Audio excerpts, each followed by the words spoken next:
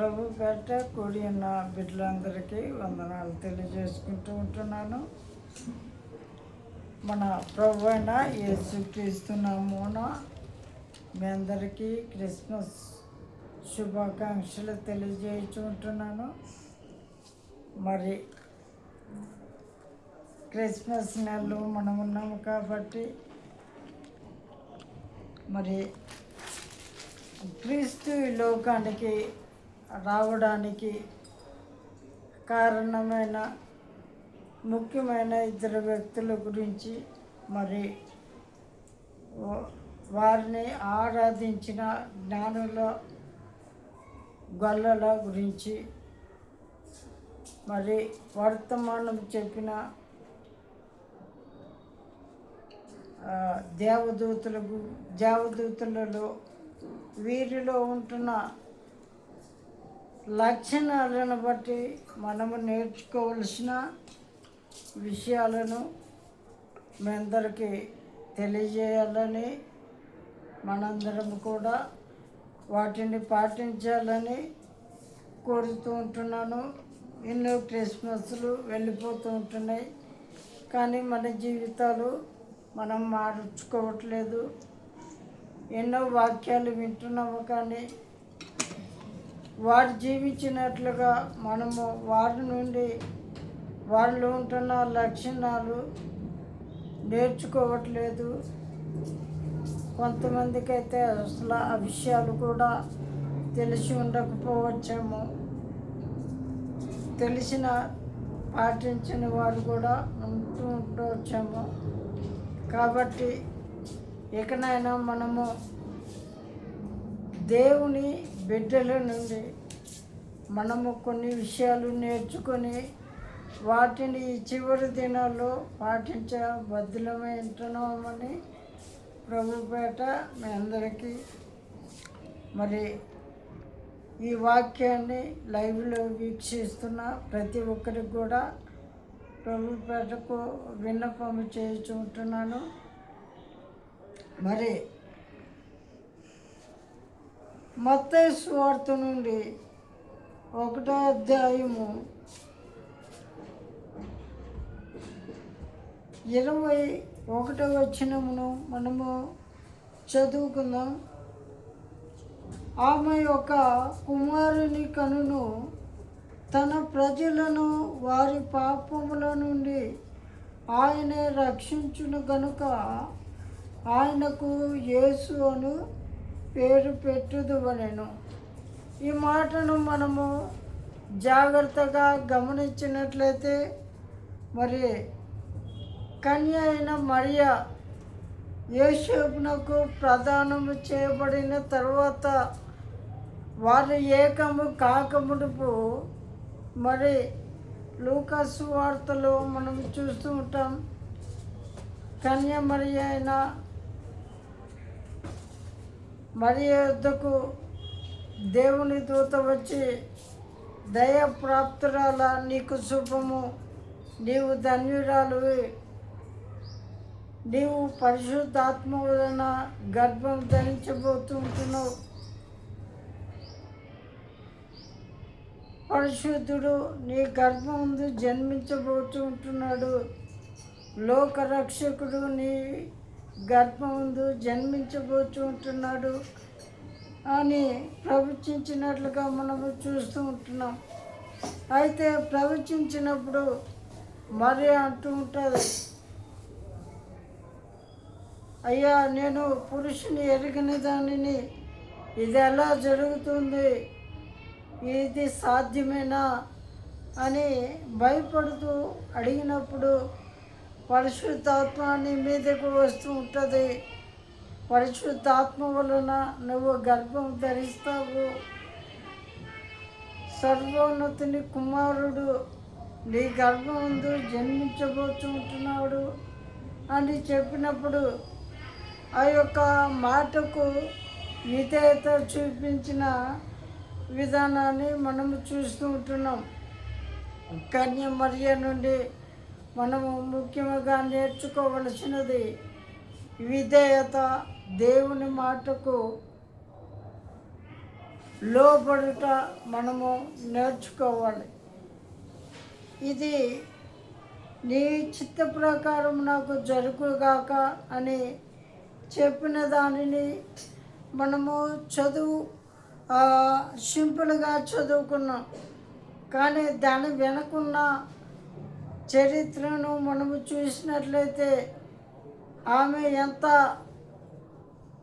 లోబడటానికి, విధేయత చూపించడానికి ఎంత త్యాగం చేసి ఉన్నదో, ఎటువంటి పరిస్థితుల్లో ఆమె దేవుని మాట విని ఉన్నదో, ఆ పరిస్థితులను బట్టి పరిస్థితులకు భయపడక ఏ విధంగా విధేయత చూపించి ఉన్నదో మనము తెలుసుకోగలం.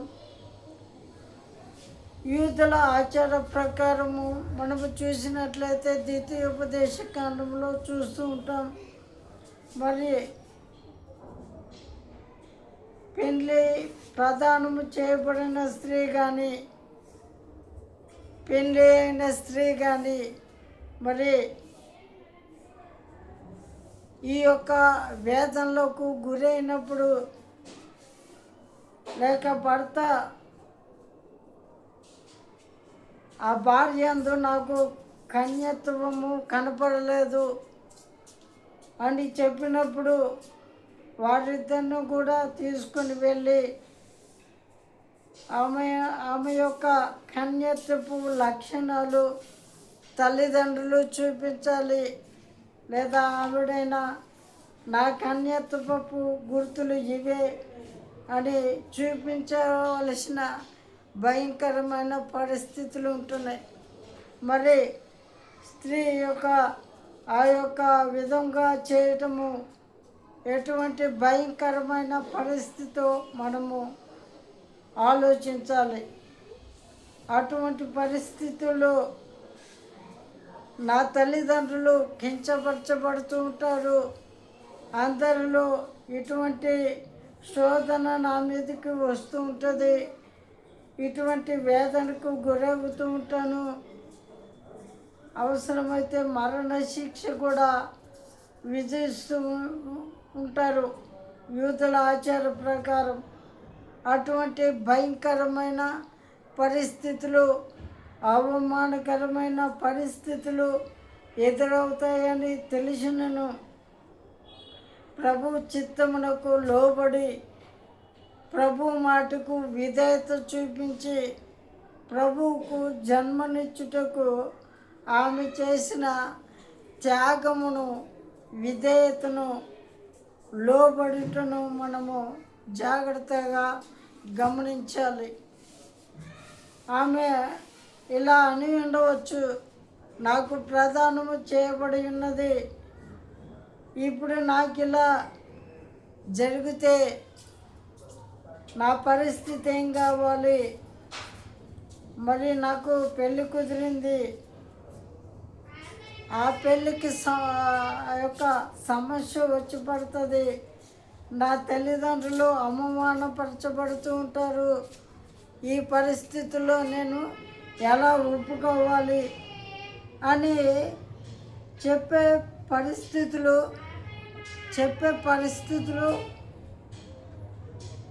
అనేకములు ఉన్నాయి. అయినను నాకేమైనా పర్లేదు, నన్ను చంపినా పర్వాలేదు, తల్లిదండ్రులు అవమానపరచబడినా పర్వాలేదు, ప్రభువు కొరకు దీనిని నేను చేయడానికి సిద్ధముగా ఉన్నానని ఆ యొక్క మరియా ఎంత విధేయత చూపించి త్యాగము చేసి తన జీవితాన్ని, తన కోరికలను, తన ఆలోచనలను ఏ విధంగా జీవించాలని ఆశపడి ఉన్నదో ఆశలన్నిటినీ ప్రభువు కొరకు విడిచిపెట్టేసింది. రేపు నాతో ఉన్న స్నేహితుల మధ్య నేను తల ఎలా ఎత్తుకోవాలి, మా యొక్క యూదుల మధ్య నేను తల ఎలా ఎత్తుకోవాలి, నా ముఖం ఎలా చూపించగలను, ఇవన్నీ ఆమె యొక్క తలంపులలోనికి రాలేదు. కానీ నా ప్రభువుకు నేను తల్లిని కాబోతూ ఉంటున్నాను. అది ఎంత ధన్యత అని భావించి ప్రభువుకు విధేయత చూపించున్నది. ఈ దినాల్లో క్రైస్తవులకు ఎదురవుతున్న సమస్యలకు అనేకులు లోబడి ఉండి ప్రభువును ధిక్కరిస్తూ ప్రభు ఎవరో తెలియదు అని చెప్పేవారు ఉన్నారు. మరి వాళ్ళ యొక్క మాటకు భయపడి, వారి యొక్క శ్రమలకు భయపడి, వారి యొక్క దేవుని నామాన్ని స్మరించిన వారు కూడా ఉంటున్నారు. వీడియోలు చూశాను. అయితే ఈ చివరి దినాల్లో ఉంటున్న మనము కన్య మరియా ఏ విధంగా తన జీవితంలో ఎటువంటి పరిణామాలు ఎదుర్కోబోతూ ఉంటున్నదో అనేది ఆలోచించకుండా ప్రభువుకు తన గర్భములో మరి చోటిచ్చి ఈ యొక్క భూమి మీదకి వచ్చి అనేకుల పాప విముక్తికి కారకురాలుగా మరియను మనము చూస్తూ ఉంటున్నాం.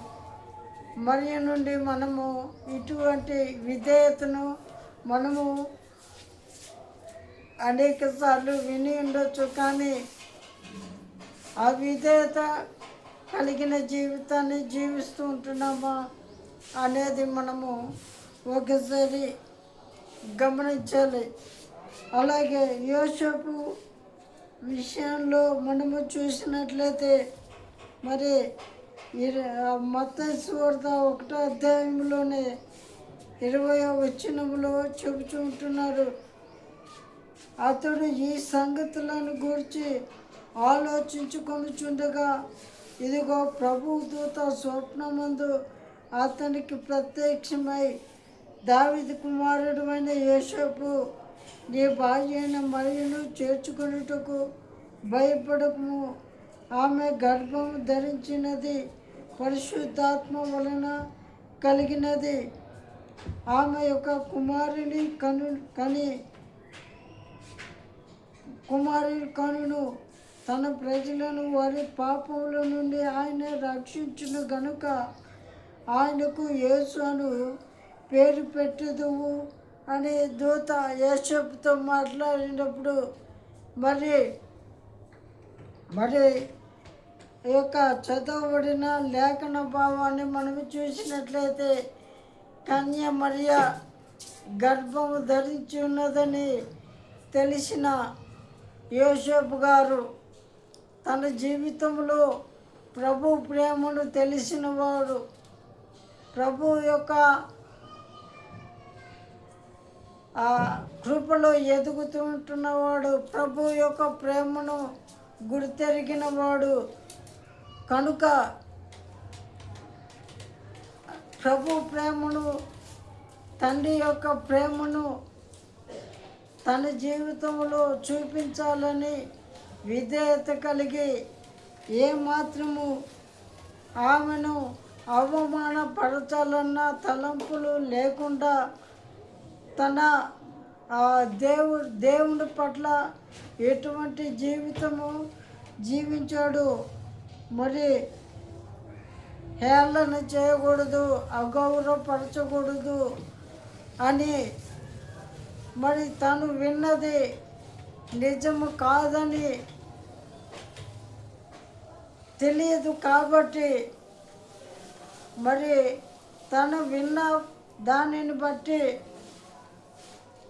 ఓ గర్భవతి అయిందా, ఏ విధంగా తప్పు చేసిందా అని విన్న దానిని బట్టి నమ్మినా కానీ సరేలే ఏదో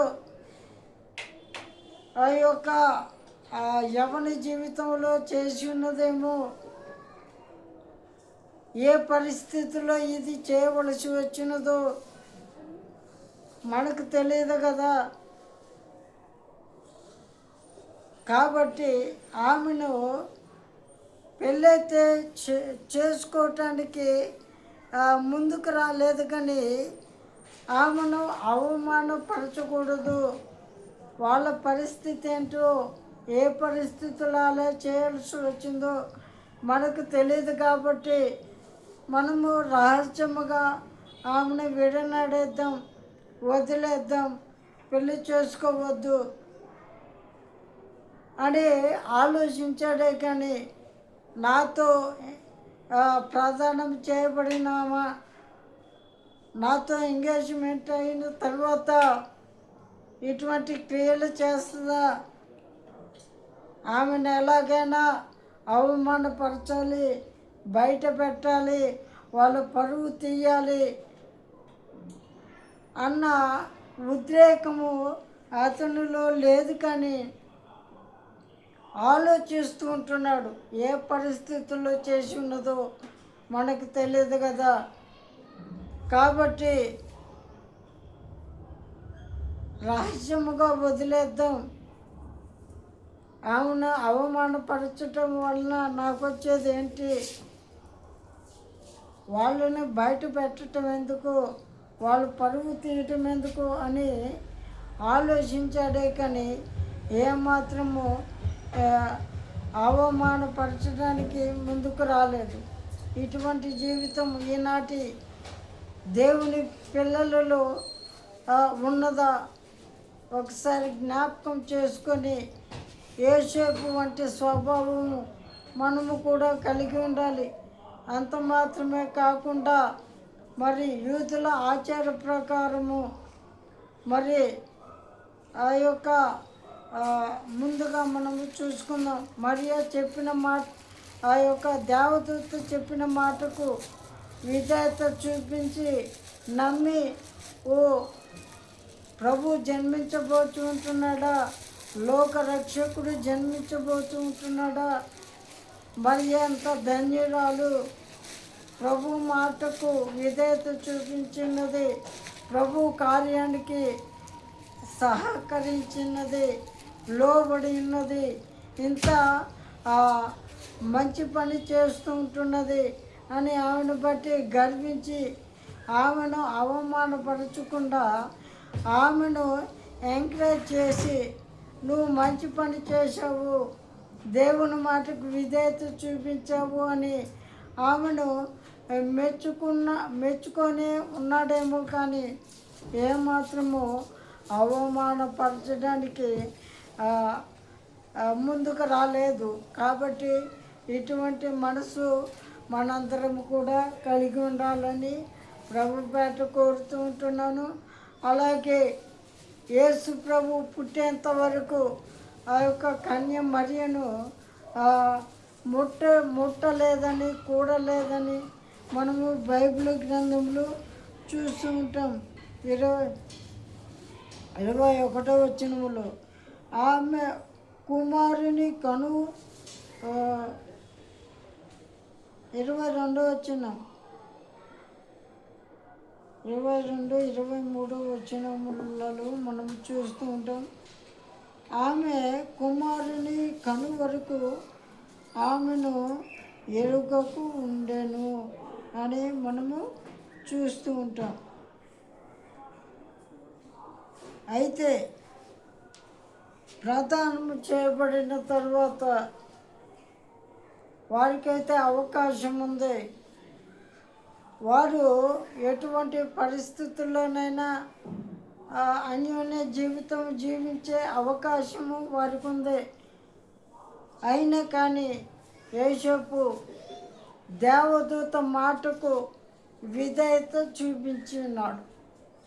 ఎందుకంటే ప్రభువు జన్మించబోతూ ఉంటున్నాడు, పరిశుద్ధుడిగా జన్మించాలి, నాకు అవకాశం ఉందని నేను తప్పు చేసి పరిశుద్ధుని రాకకు అపవిత్రత కలిగించకూడదు, లేక ఆటంకం కలిగించకూడదు, దైవ చిత్తాన్ని నెరవేరడానికి నేను ఆటంకంగా ఉండకూడదు అని దేవదూత మాటకు విధేయత చూపించి శిశువు పుట్టే వరకు ఆమెను ఎరుగక ఉన్నాడు, ఆమెను ముట్టుకోలేదు అన్న విధానాన్ని మనము చూస్తూ ఉంటున్నాం.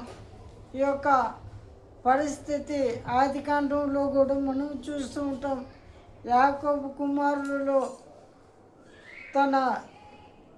యాకోబు చివరి కుమారుడైన యోసేపు ఐగుప్తుల అమ్మబడినప్పుడు, ఐగుప్తు రాజు ఇంట ఉన్నప్పుడు, రాజు లేనప్పుడు తన యజమానురాలు అతని మీద కన్ను వేసి అతనితో పాపం చేయాలని, యజమానులు లేనప్పుడు మరి అతని మీదకి వెళ్ళి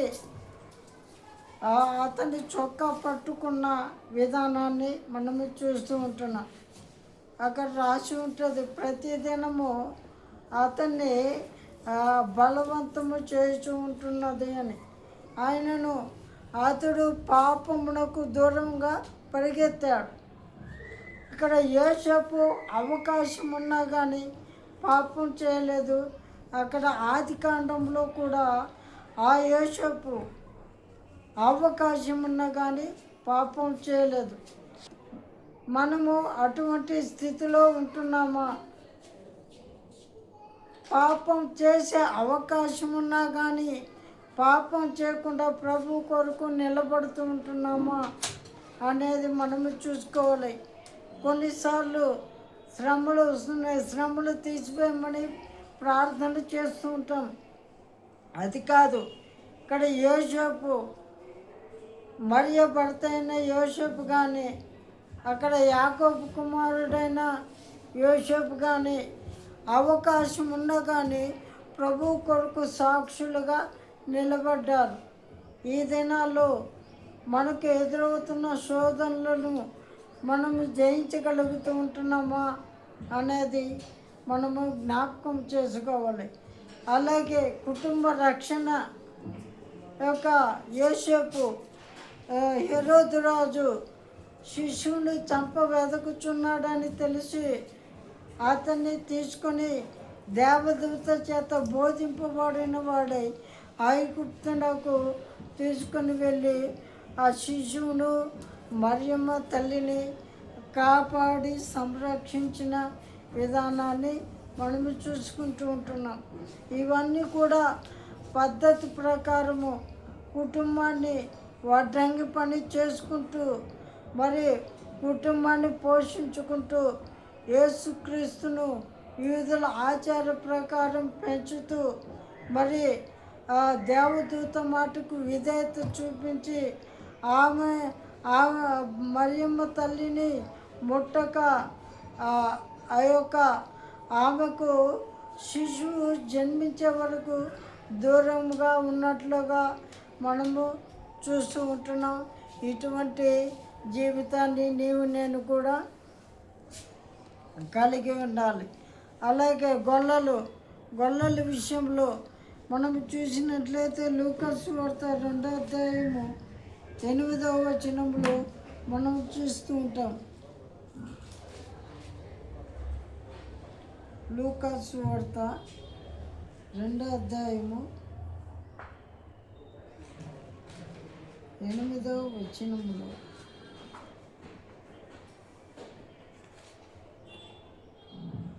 సారీ అండి 1వ అధ్యాయం 8వ వచనంలో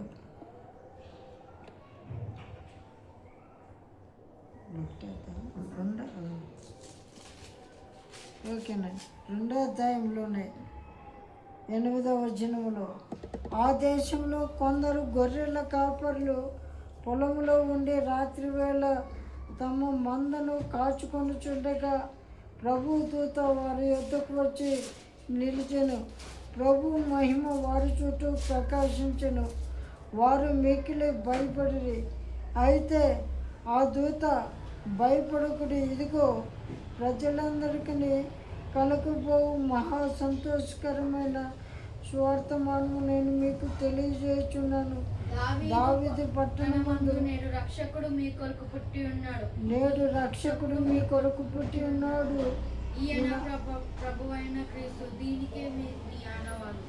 ఈయన ప్రభువైన క్రీస్తు.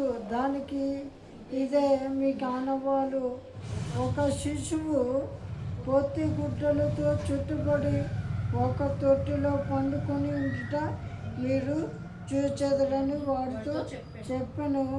వెంటనే పరలోక సైన్య సమూహము ఆ దూతతో కూడా నుండి సర్వోన్నతమైన స్థలములలో దేవునికి మహిమయు ఆయనకిష్టులైన మనుషులకు భూమి మీద సమాధానమును కలుగును గాక అని దేవుని స్తోత్రము చేయుచుండెను. ఇక్కడ గొర్రెల కాపర్ల విషయాల్లో మనం చూసినట్లయితే రాత్రి వేళ మందను కాల్చుంటున్నారు. రాత్రి వేళ మందను ఎందుకు కాస్తూ ఉంటారని మనం జాగ్రత్తగా గమనించినట్లయితే తోడేళ్ళ బారి నుండి వాటిని రక్షించాలి. చీకటి బారి నుండి, భయము నుండి వాటిని రక్షించాలి. కాబట్టి గొర్రెల కాపర్లు రాత్రి వేళ కూడా మందను కాస్తూ ఉంటారని చెబుతూ తెలుసుకోవాలి. ఇక్కడ బైబిల్ గ్రంథంలో ఈ యొక్క గొర్రెల కాపర్లు రాత్రి వేళ మందను ఎందుకు కాస్తూ ఉంటున్నారంటే ఆనాటి యూదుల ఆచార ప్రకారము తప్పు చేసిన వాడు ఆ యొక్క నిష్కలంకమైన గొర్రెను తెచ్చి పాప పరిహారార్థ బలిగా ఇచ్చేవారని మనము చూస్తూ ఉంటున్నాం. అటువంటి పరిస్థితుల్లో నిష్కలంకమైన గొర్రె అంటే ఎటువంటి గాయము కానీ, మచ్చ కానీ, ఎటువంటి లోక పాపము కానీ అంటకుండా పరిశుద్ధంగా ఉండే గొర్రె పిల్ల అన్నమాట. కాబట్టి రాత్రి వేళ మందను కాసేవారు ఎప్పుడు గొర్రె ఆ యొక్క పిల్లలను చేస్తూ ఉంటుందో, పిల్లలను ఈడుతూ ఉంటుందో తెలియదు. కాబట్టి రాత్రిపూట కూడా ఆ యొక్క గొర్రెలను కాచేవారు.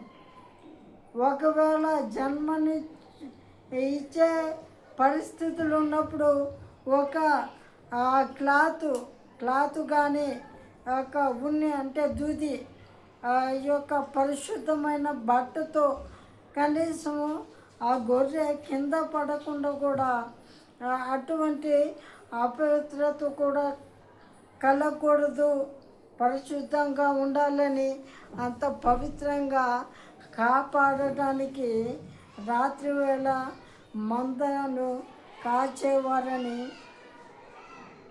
మనము తెలుసుకోవాలి. కాబట్టి అందుకే దూత చెబుతుంది మీరు భయపడవద్దు అని. ఎందుకు భయపడవద్దు అని చెబుతుంటున్నదంటే మీరు పాప పరిహారార్థ బలి కొరకు రాత్రివేళ మందను కాస్తూ ఉండే ఆ యొక్క భారం ఇక లేదు. నిష్కలంకంగా దాన్ని కాపాడాలి. ఎప్పుడు కంటది, ఎప్పుడు గొర్రె ఈనుతూ ఉంటుంది, దాన్ని పరిశుద్ధంగా కాపాడాలి అని నిద్ర మానుకొని భారంగా కాపాడాలి.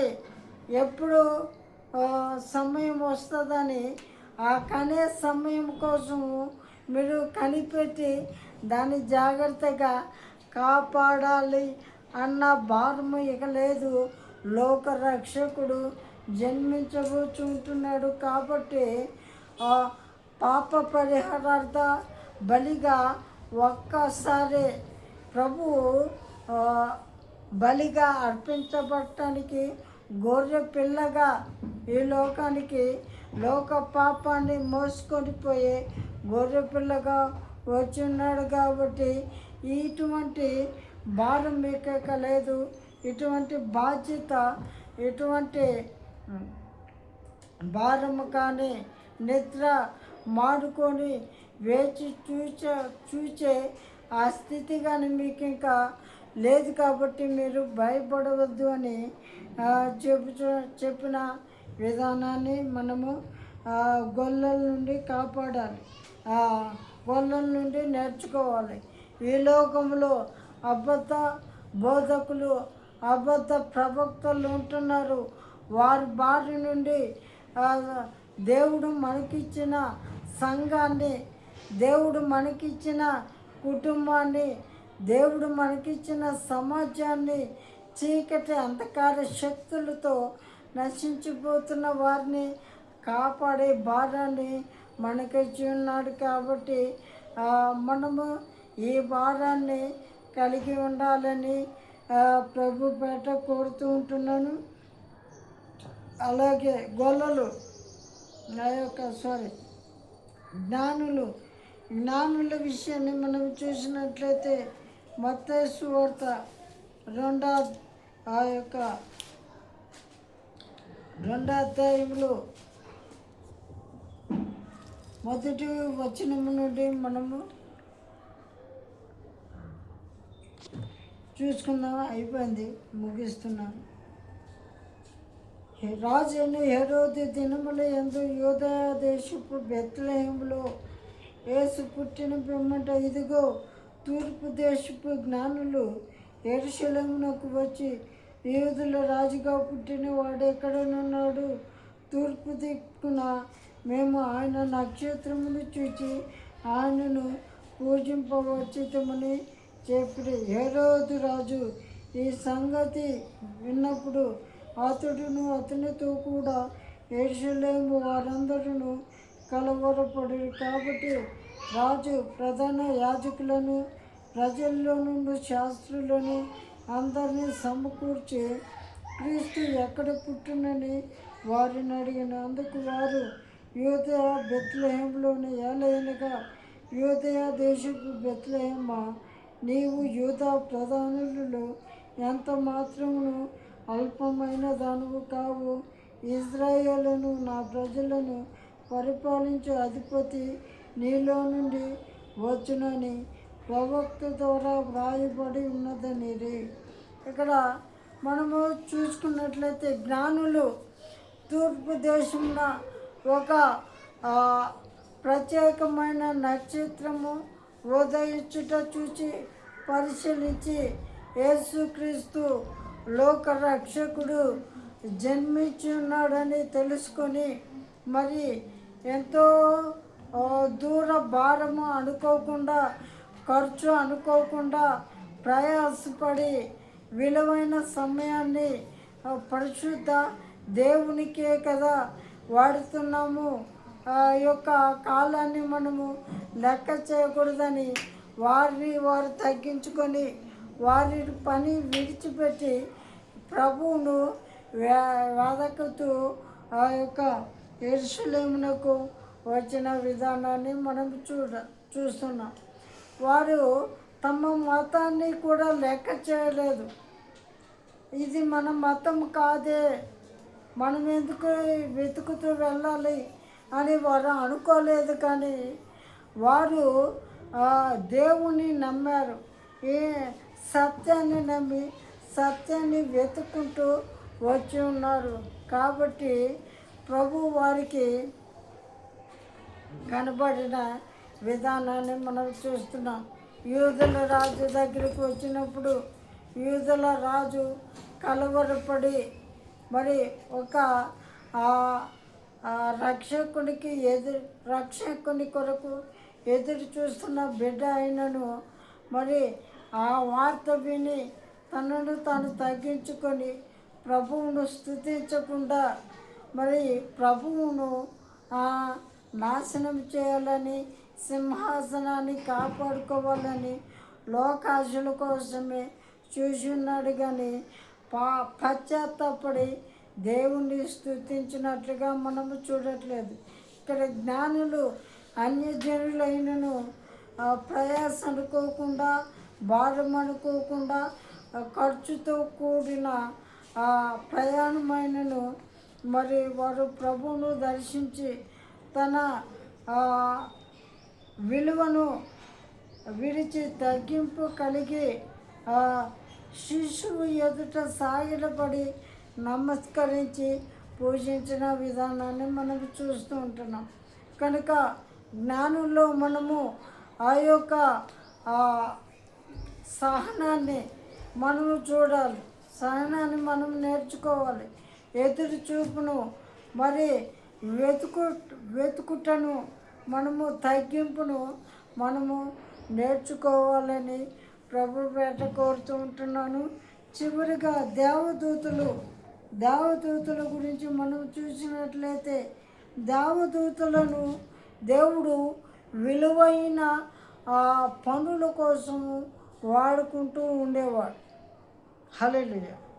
కాబట్టి అటువంటి విలువైన దేవదూత చెప్పిన మాట విని మరి మరియమ్మ తల్లి కానీ, యోసేపు కానీ, మరి గొల్లలు కానీ, జ్ఞానులు కానీ విధేయత చూపించున్నారు. నీవు నేను విధేయత చూపించగలుగుతూ ఉంటున్నామా?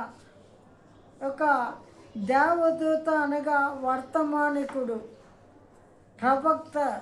ఈనాటి ఆ దైవజనులు దేవదూతలకు సాదృశ్యంగా ఉంటున్నారు. దైవజనుల మాట మనం వింటున్నామా? ఆనాడు దేవదూతలు చెప్పిన మాట విని ప్రభువును వారందరూ దర్శించిన విధానాన్ని మనం చూస్తూ ఉంటున్నాం.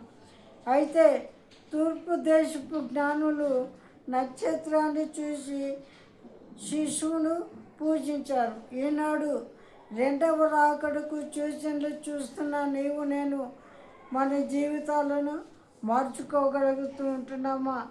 దేవదూతలకు సాదృశ్యంగా ఉంటున్న దైవజనుల మాట మనము వింటున్నామా? మరియమ్మ వలె మనము ఈ లోక శ్రమలకు భయపడక, ఈ లోకములో ఉంటున్న వ్యర్థమైన ఆచారాలకు భయపడక, లోక జనులకు భయపడక దేవుని మాటకు విధేయత చూపిస్తూ ఉంటున్నామా? యోసేపు వలె మనము తగ్గించుకొని అపవిత్రతకు దూరంగా ఉంటున్నామా? పాపమునకు దూరంగా ఉంటున్నామా?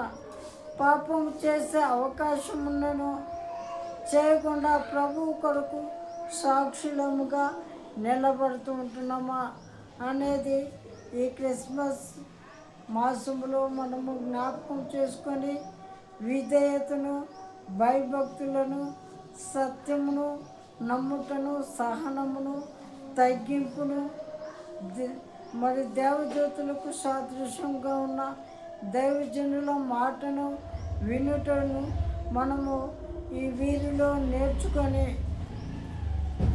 ప్రభు రాకకై సిద్ధపడి ఉండాలని ప్రభు పేట కోరుకుంటూ ఈ చిన్న మాటలు దేవుడు దీవించి ఆశీర్వదించునుగాక. ఈ వాక్యము విన్న మీ అందరినీ దేవుడు దీవించి ఆశీర్వదించునుగాక. మనందరము కూడా మరి వీరిలో ఉన్న లక్షణాలు నేర్చుకొని ప్రభు కొరకు పరిశుద్ధముగా ఎదురు చూడాలని ప్రభు పేట ప్రేమతో మీ అందరినీ కోరుతూ ఈ మాటలు ముగిస్తున్నాను. దేవుడి మాటలు దీవించి ఆశీర్వదించి మన జీవితాలలో ఆ యొక్క లక్షణాలు కలిగి జీవించే జీవితమును దేవుడు మనకు దయచేయునుగాక. ఆమేన్, ఆమేన్, ఆమేన్.